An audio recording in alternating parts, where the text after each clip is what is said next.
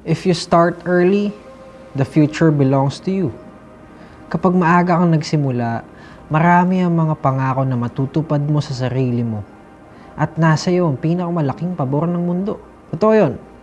O posible din naman na tumataw ka sa tagumpay kahit na late at pwede ka pa rin mapunta sa mga magagandang bagay na ibibigay ng tagumpay. Pero kapag wala ka na kasi masyadong oras na natitira, dyan na papasok yung sitwasyon na kailangan at required ng gumawa ng mga malalaking desisyon na mag-e-end up na hindi naman willing gawin ng mga tao.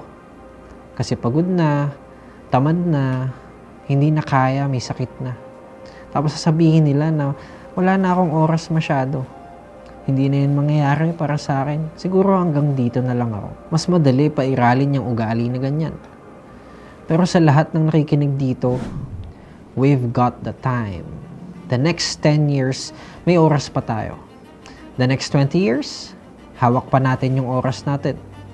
The next 30 years, may oras pa tayo para ayusin yung mga pagkakamali natin at magpairal ng disiplina. At sinasabi ko sa'yo, yan ang makakapagpabago ng lahat. That will change everything, bro. So 5 years from now, hiling ko na mapunta ka sa lugar na may magandang disenyo. Yung lugar na productive ka. Sa lugar na magpapasaya sa'yo. Sa lugar na magbibigay sa'yo ng respeto at karangalan. Sa lugar na magkakaroon ka ng impluensya na maka-inspire din ng maraming tao. Sana 5 years from now, nagagawa mo na yung mga bagay na hindi mo nagagawa ngayon. Sige, itanong mo sa sarili mo, where will you be 5 years from now? Bibigyan kita ng clue. Papunta tayo sa direksyon na harapin natin ngayon. We go the direction we face. Sabi ng mentor ko si Frank Mendoza, start with the end in mind. So if we start designing something at the end of this direction, sure enough, you will start going the direction you face. And we face the direction we design. Ang harapin mo lang naman sa mundong to ay kung ano ang gusto mong harapin. Gusto mo humarap sa mga problemang walang kakwenta-kwenta? Harapin mo yan. Alam mo na kung saan ka dadalhin yan, di ba? Pero kung ang gusto mo ay harapin lahat ng pagsubok na para sa pangarap mo, hindi mo napapansinin o haharapin yung mga walang kwentang bagay. Didiretso ka dun papunta sa pangarap mo. So, where will you be 5 years from now? Sunod na clue, kung ano yung destinasyon mo, dun ka makakarating. At yung destinasyon mo, hindi yan nababase sa kung saan ka umaasang makarating. Hindi yan nababase sa hiling o gusto mong puntahan. Nababase ang destinasyon sa direksyon mo. Sabi sa akin ng mentor ko, hindi mo kayang mabago ang destinasyon mo ng isang gabi lang, Josh. Ibig sabihin, hindi ka makakarating sa 5 years from now na lugar bukas. Hindi pwedeng bukas agad yun. Pero ito yung pwede mong baguhin ngayon at bukas. Pwede mong baguhin yung direksyon mo. At magugulat ka kung anong kayang gawin ng isang maliit na pagbabago sa direksyon na tinatahak mo. Sige, isipin natin na nandyan ka sa sitwasyon mo ngayon. At papunta ka sa direksyon na yan. Ngayon, isipin mo kung saan ka dadalhin yan 5 years from now. Ngayon, paano mo mababago yung pupuntahan mo? Paano ka mapupunta dito at hindi dito? Simple lang. Kailangan mo lang daanan yung daan na papunta dito at iwasan mo yung daan na to. May mga bagay ka lang na kailangan baguhin. Siguro konting desisyon sa disiplina, desisyon na mas matuto, desisyon na baguhin yung ugali mo at baguhin yung nakasanayan mo. Mag-set ka ng goal na hindi mo nagawa dati at gawin mo ngayon. Kagaya ng ginawa ko when I was 16. Nung 16 ako, halos wala din naman akong pupuntahan pa. Pero binago ko lang yung pananaw ko and I start turning things around at inayos ko yung direksyon ng buhay ko. In less than 1 year, I was a millionaire. Pero story ako yan. As I said, matututo ka lang dito sa mga sinasabi ko kapag ready ka nang matuto. So nung 17 ako, inagahan kong baguhin yung direksyon ng buhay ko para mabilis akong mapunta dito. At sigurado ako kung hindi ko binago yung direksyon ng buhay ko papunta dito, siguro hindi naman masyadong mahirap. Baka okay lang yung buhay ko noon. Siguro hindi naman nagugutom yung pamilya ko. Siguro naman may ilang damit ako at may tinitiran kami.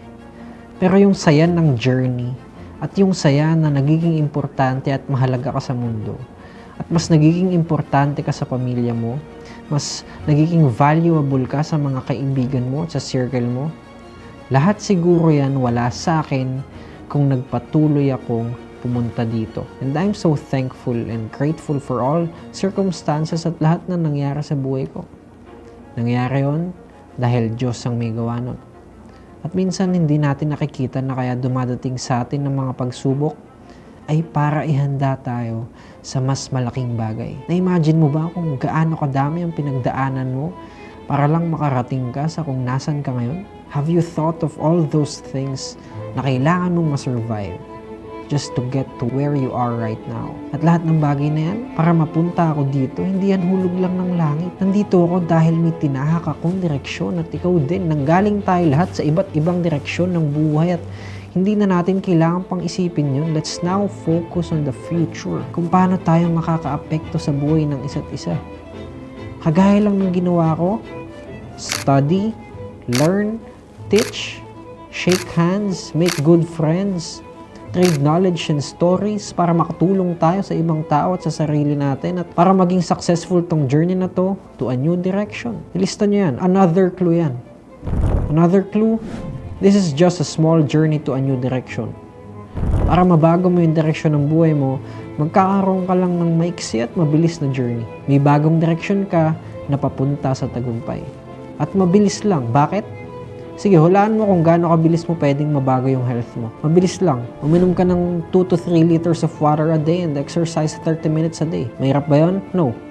Mag-i-improve na yung health ko nun? Yes. Talaga? Ganun lang kabilis, may improve yung health ko by just doing an exercise for 30 minutes a day? Yes. Ang tagal ko na may sakit. At ang tagal ko nang may nararamdaman. Well, hindi mo naman kailangan agad baguhin yung buong health life mo. Simulan mo by exercising each day. The key is to just start.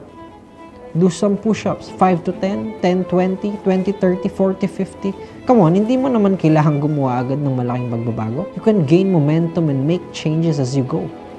Just start. At ito yung mangyayari sa'yo kapag nagsimula ka ng bagong direksyon. Ipapa-imagine ko sa'yo. Okay? Una, tataas yung self-confidence at self-esteem mo. Magsisimulang mag-accelerate yung bilib mo sa sarili mo. Magsisimulang tumaas yung pagtingin mo sa mundo. Hindi man masyadong malaki yung kailangan para lang tumaas yung confidence mo. Mag-commit ka lang sa isang bagay na may kabuluhan, tapos tahakin mo lang yung maayos na direksyon. Ma-feel good ka na agad sa sarili mo. Tapos mag-exercise ka lang naman. Ipapadyak mo lang yung 2 paa mo. Magbabasa ka lang ng libro. Papaganahin mo lang yung mata mo. At hindi naman kailangan na may nakapaligid pa sa'yo at hindi rin naman kailangan na i-announce mo yan sa mundo. All you have to do is do that exercise and say, this is the beginning of developing myself. Ito na yung simula ng panibagong daan na tatahakin ko para magawa ko lahat ng gusto ko kahit kailan ko gusto for the next 20 years of my life. Prove yourself something. Ngayon, kapag natapos ka na dyan sa exercise na yun ngayong araw, bukas gawin mo ulit. At makikita mo yung sarili mong proud kasi hindi mo lang ginawa isang araw. Ginagawa mo na siya consistently. Na walang nakakaalam but only you. And isa pa, convince yourself na papunta ka na talaga sa buhay na gusto mo, sa yaman na gusto mo, sa pinaka-healthiest na katawan na gusto mo. Convince yourself that you're starting a new life and this is the 2nd day and I'm on my way. Ganun lang kadali, baguhin yung buhay mo. Hindi mo naman kailangan maging masyadong madrama at masyadong maraming iniisip. Just begin at something at sa lahat ng bagay na maiisip mong gawin, simulan mo lang. Daanan mo yung tamang direksyon at magsimula ka ng maliit na journey para mapunta ka doon. Remember, it's a small journey to changing your direction. And to become successful, it only takes one decision.